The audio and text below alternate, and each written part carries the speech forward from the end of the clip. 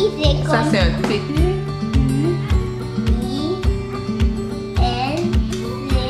U-I-L-C-Y. Eh là là, que tu es un champion! Je suis fière de toi, Quincy. Allô tout le monde, j'espère que vous allez bien aujourd'hui. Je suis très contente de vous retrouver aujourd'hui dans une nouvelle vidéo. Et aujourd'hui, je vous partage une vidéo qui m'a été grandement demandée. C'est de vous partager mes différents outils que j'utilise à la maison pour faire l'apprentissage ou l'école à la maison avec mes enfants. Si vous ne me suivez pas sur Instagram, je vais vous inviter à le faire. Je vous affiche le lien juste ici et également en barre d'infos, car c'est bien sûr par Instagram que vous avez pu voir différents outils que j'utilisais avec mon fils et avec ma fille à la maison, et c'est ce qui vous a fait me poser la question: quels sont tes différents outils que tu utilises? Quels sont tes trucs et tes astuces pour faire que tes enfants aient le goût d'apprendre à la maison? J'ai vraiment beaucoup de choses que j'ai le goût de vous partager. Pourquoi? En fait, c'est que moi, c'est quelque chose que je trouve de très important. Malheureusement, il y a certaines personnes qui pensent que le fait d'envoyer nos enfants à l'école ou à la garderie, c'est là qu'ils vont tout apprendre. Mais je vais vous apprendre que non, c'est ce que vous pensiez. On a une grande part de responsabilité à faire à la maison également, nous les parents. Et pas juste les parents, même les proches, les tatis, les tontons. En fait, tout l'entourage de l'enfant vont lui permettre de grandir et d'évoluer dans la société qu'on vit aujourd'hui. Et l'école, la garderie, c'est un complément à tout ça. De ce fait, moi, j'accorde vraiment une très grande importance à l'apprentissage à la maison. Et en plus, je suis quelqu'un qui a toujours aimé les études, j'ai adoré l'école et j'aimerais vraiment transmettre cet amour-là pour l'éducation à mes enfants. Avant de vous présenter les différents outils, j'aimerais vous partager 5 doctrines assez importantes en ce qui a trait à l'apprentissage à la maison. Alors, doctrine numéro 1, super important de choisir le bon moment. Donc, essayez d'éviter lorsque l'enfant est trop fatigué, essayez d'éviter lorsque l'enfant a faim. C'est beaucoup plus bénéfique. Moi, j'ai testé différents moments de la journée et je peux vraiment voir quels sont les moments qu'il faut absolument éviter, car l'enfant n'est pas concentré, l'enfant est distrait et ça ne lui tente pas du tout. Quelque chose aussi que j'ai appris au travers des mois qui m'a beaucoup aidé avec mes enfants, c'est d'élaborer ou de monter une place dans votre maison qui va être dédiée aux apprentissages. Utilisez du mobilier à la hauteur de votre enfant. Une doctrine très importante, il ne faut pas mettre de pression aux enfants, car vous allez les faire détester les apprentissages, les faire détester l'école. Donc il faut vraiment y aller au rythme de votre enfant. Vous allez voir qu'en ne mettant pas de pression à vos enfants, eux-mêmes vont vous demander de venir faire des apprentissages. Quatrième doctrine, donc ne pas mettre de pression à vos enfants, mais ne vous en mettez pas à vous non plus. Donc lorsque vous voyez ce que moi je fais sur les réseaux sociaux ou ce que d'autres mamans font avec leurs enfants comme apprentissage à la maison, ne vous mettez pas de pression en disant que vous n'en faites pas assez, que vous n'êtes pas assez bonne, que vous n'êtes pas une assez bonne maman. Non, faites pas ça. Chacun y va au rythme de ses enfants et chacun y vont à leur capacité. Vous voulez pas dépenser beaucoup d'argent dans du matériel, dans les outils que je vais vous présenter, ne le faites pas, parce que vous allez voir, je vais vous parler de matériel qui coûte absolument rien. Et je vais vous parler également de matériel que vous pouvez dépenser quelques sous. Au travers de tout ça, vos enfants vont finir par avoir le même niveau d'apprentissage qu'un autre enfant. Finalement, ma 5e doctrine vient un peu en parallèle avec ce que je vous dis lorsque c'est un travail d'équipe avec l'entourage de l'enfant, mais avec l'école aussi. Mais c'est de demander un suivi des apprentissages à l'école ou à la garderie. Tout ce que les enfants allaient voir durant le mois. Et ça vous permet de combiner les travaux que vous faites à la maison dans le fond, en parallèle avec ce que l'enfant voit à l'école. Ça permet de garder une continuité, un beau suivi. Ça évite de mélanger aussi l'enfant si à l'école, ils sont en train de voir les additions, les soustractions, puis vous faites les multiplications. Juste un exemple comme ça. Donc, ça permet vraiment juste d'avoir un beau suivi, puis une belle lignée, puis d'aider votre enfant encore plus au travers de ce qu'il apprend. Bon, alors, j'ai vraiment choisi mes outils favoris, mes outils préférés à vous présenter. J'en ai vraiment une tonne. J'ai plein de choses, j'utilise vraiment différents outils pour leur apprendre les différentes notions. Ce qui est le fun aussi en ayant différents outils, c'est que vous pouvez travailler une même notion avec plein de choses. Ça aussi, c'est quelque chose qui est intéressant pour les enfants qui ont de la difficulté à rester attentifs plusieurs minutes à travailler sur la même chose. Donc, vous pouvez travailler la même notion en utilisant des outils différents pour pouvoir garder l'attention de votre enfant sur ce que vous voulez lui apprendre. Alors, le premier outil que j'aime beaucoup, ce sont les cahiers d'exercices. Vous pouvez en trouver un peu partout. Il y en a dans tous les magasins à grande surface. Il y en a aussi au Dollarama. Et pas cher, honnêtement, là. Puis ils sont super beaux au Dollarama. si je peux vous en montrer quelques-uns que j'ai pris au Dolo. Donc ceux-là, c'est pas pour tout de suite, mais quand même, je les ai pris.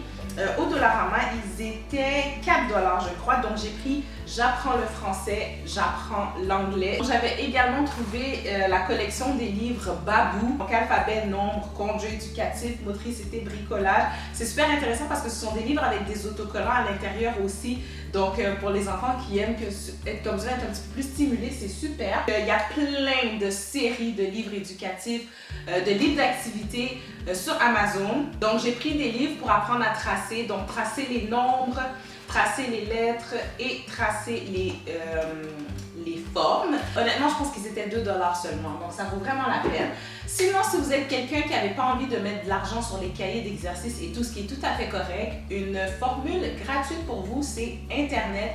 Donc, il y a plein de feuilles imprimables que vous pouvez trouver sur Internet. Donc, ça ici, c'est tout un cahier que j'ai monté pour Quincy, pour apprendre à tracer les lettres de l'alphabet, mais tout ça c'était gratuit parce que j'ai tout imprimé sur Internet, sauf le porte-document que j'ai pris au Dollarama. Je pense qu'à l'intérieur, toutes les pages, ce sont des feuilles plastifiées, des feuilles de plastique, des pochettes de plastique qu'on vient insérer la feuille à l'intérieur. Donc moi, ce que j'ai fait, c'est que j'ai trouvé sur un site Internet toutes les lettres de l'alphabet à imprimer, mais avec des lignes trottoirs. Donc des lignes trottoirs, ce que c'est en fait, ce sont des lignes pour que l'enfant apprenne à écrire les lettres, à tracer les lettres, que ce soit en majuscule ou en minuscule.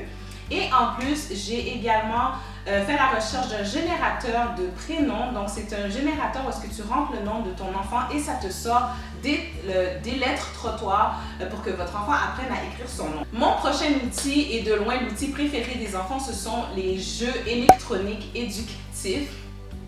Je vous dis, les enfants là, ils triplent là-dessus, puis ce qui permet aussi que les enfants restent tout le temps super excités à les utiliser, c'est que, en fait, tout ce que je vous montre, ce sont des choses que je range dans ce meuble à 3 tiroirs ici et qui n'est pas accessible aux enfants. Donc, lorsqu'ils arrivent pour jouer avec ces jeux-là, lorsqu'on est en session d'apprentissage, mais ils sont super emballés, ils sont super excités, ça leur tente, donc ça les motive. Donc, je vais vous en présenter 3. Le premier que vous avez vu sur Instagram, si vous me suivez, c'est celui-ci. Donc, c'est la tablette apprenti écriture qui vient avec un crayon comme ça ici. Ça apprend à l'enfant à écrire les lettres, les formes et les chiffres. Il y a comme un tutoriel qui montre dans quel sens il faut tracer les lettres. Je l'aime vraiment beaucoup. Ensuite, de la marque VTech, il y a ce petit ordinateur tablette que vous pouvez utiliser de 2 façons. Donc la première façon, c'est en twistant l'écran et en l'utilisant en tablette comme ça, ou encore en tournant l'écran et en l'utilisant en petit ordinateur comme ça.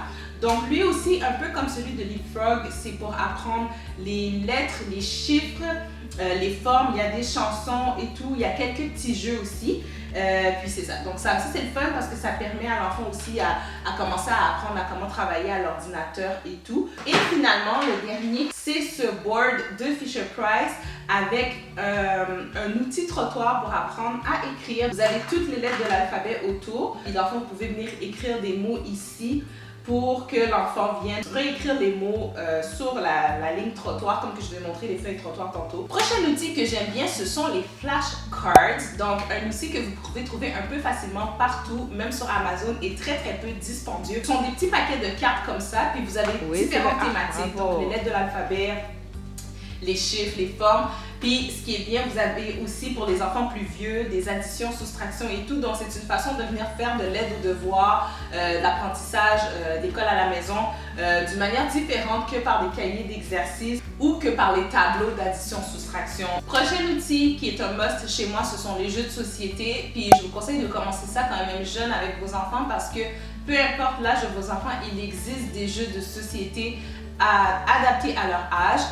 Une compagnie que je pourrais vous suggérer, c'est la compagnie Placote qui font vraiment des jeux pour tous les âges, des jeux de société pour tous les âges et vraiment des beaux jeux éducatifs. Si vous allez voir sur leur site internet, chaque jeu ont comme un icône pour vous expliquer qu'est-ce que ça va aider à développer chez votre enfant. Les jeux de société peuvent aider à développer plein de choses chez votre enfant. La logique, aider l'enfant à parler, aider l'enfant à patienter.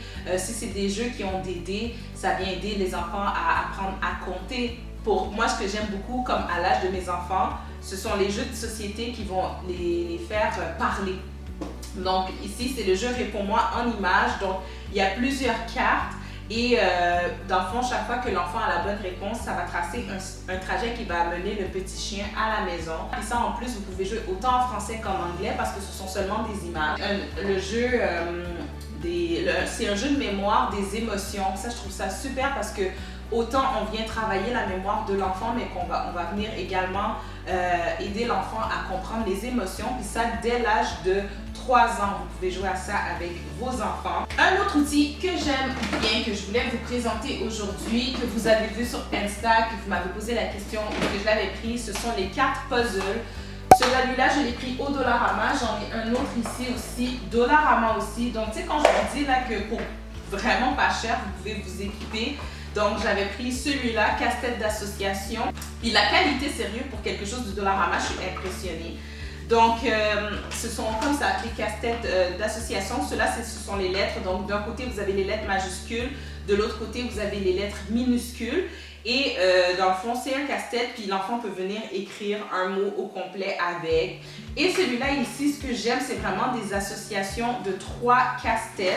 Et lorsque l'enfant, ça vient vraiment travailler la logique de l'enfant. Je l'aime beaucoup ce jeu-là. Dans le fond, il y a 3 casse-têtes avec 3 images dessus. Et l'enfant doit venir relier les 3 images qui se raccordent. Donc, par exemple, le première image, ça va être un chien qui est sale. Le deuxième image, ça va être un bain avec un chien, avec le chien sale qui est à l'intérieur. Et le troisième, ça va être le chien qui est propre. Donc, l'enfant doit comprendre que chacune des 3 morceaux de casse-tête vont ensemble. Donc là, je vous ai parlé des cartes puzzle, mais les casse-têtes aussi, casse-têtes réguliers en images sont vraiment des bons outils d'apprentissage pour les enfants. Nouvel outil qu'on a fait l'acquisition à la maison tout dernièrement. C'est un outil que j'utilise encore dans un objectif d'aider à l'apprentissage de l'écriture et c'est les tableaux magnétiques avec crayon effaçable. Donc, des tableaux magnétiques comme ça avec le crayon effaçable. Vous pouvez faire plein de choses avec, donc de dire à votre enfant, donc écris-moi une lettre. Puis là, dans le fond, l'enfant va venir écrire la lettre et puis peut venir effacer après. Puis c'est vraiment ça le plaisir en fait de l'enfant, c'est de venir effacer après. Donc ça fait différent que d'utiliser papier crayon. Il en existe de différents formats. Ça c'est un petit format, ils en font des plus grands formats. Pour les enfants qui sont plus vieux, vous pouvez les utiliser pour leur faire réviser dans leur leçon les mots de la semaine. Donc ils vont venir écrire les mots, s'assurer qu'ils ne font pas de faute. Avec aussi les tableaux magnétiques comme ça, ce que j'ai remarqué que mon fils aimait beaucoup, c'est que lui déjà, il a la difficulté à appuyer sur un crayon à mine, donc il écrit très pâle. Donc avec le tableau magnétique comme ça et le crayon effaçable, c'est beaucoup plus épais, donc c'est super visuel, puis l'enfant va mieux tracer les lettres. En tout cas, moi de mon côté, c'est ce que j'ai remarqué avec Wendy. Donc lorsqu'il va arriver pour venir écrire sur une feuille avec un crayon à mine, ça va être beaucoup plus facile. Donc ça va le pratiquer à faire vraiment écrire les lettres dans le bon sens, à le faire de la bonne façon. Puis au crayon et sur la feuille, ça va être beaucoup plus facile après. Bon, en fait, ok, je vous présente un dernier outil, puis je vous laisse là-dessus parce que j'ai déjà l'impression que je vous ai présenté plein de choses, puis que la vidéo va être vraiment longue. Donc, un outil que je ne peux pas passer au travers, c'est les livres. Donc, les livres de lecture, les livres simples, pas les cahiers d'activité que je vous ai parlé. Donc, juste des livres de lecture. Des livres, dès que votre enfant est bébé, vous pouvez commencer à lui lire des livres. Pensez pas que votre enfant, même s'il ne comprend pas nécessairement, que ça ne lui apporte rien. Il y a beaucoup de bienfaits de la lecture chez les jeunes enfants et autant en grandissant. Donc, des livres, vous en retrouvez de tous les âges. Donc, simplement choisir des livres adaptés à l'âge de votre enfant. Plus votre enfant est jeune, choisissez des livres qui ont le moins de mots dedans, qui ont plus d'illustrations. Puis c'est pas toujours nécessaire de raconter l'histoire qui est écrite dans le livre, c'est d'échanger avec votre enfant par rapport aux illustrations qu'il voit, les images qu'il voit, ce qu'il ressent, qu'est-ce qu'il en pense. Des fois, demandez à votre enfant lui-même de créer une histoire avec les images qu'il voit. Donc ça aussi, c'est vraiment un bel outil de développement chez l'enfant.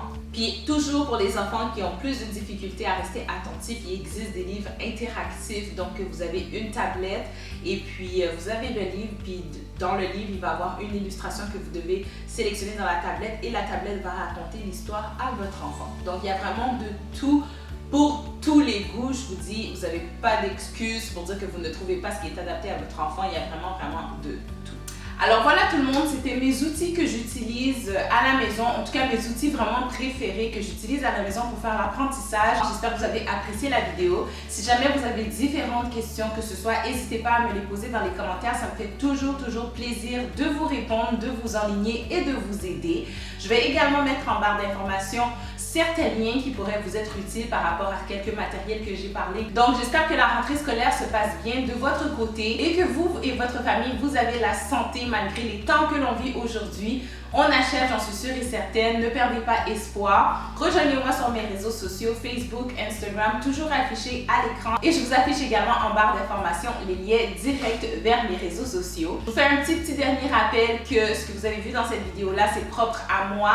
Ne vous mettez pas de pression avec tout ça. Allez-y avec qu'est-ce que vous aimez, qu'est-ce qui vous tente et qu'est-ce qui tente à votre enfant, qui vous correspond le plus, qui vous ressemble le plus. Ne vous mettez pas de pression et ne mettez pas de pression à vos enfants non plus. D'ici ma prochaine vidéo, je vous envoie une belle dose d'amour. Portez-vous bien et je vous dis à la prochaine. Ciao tout le monde!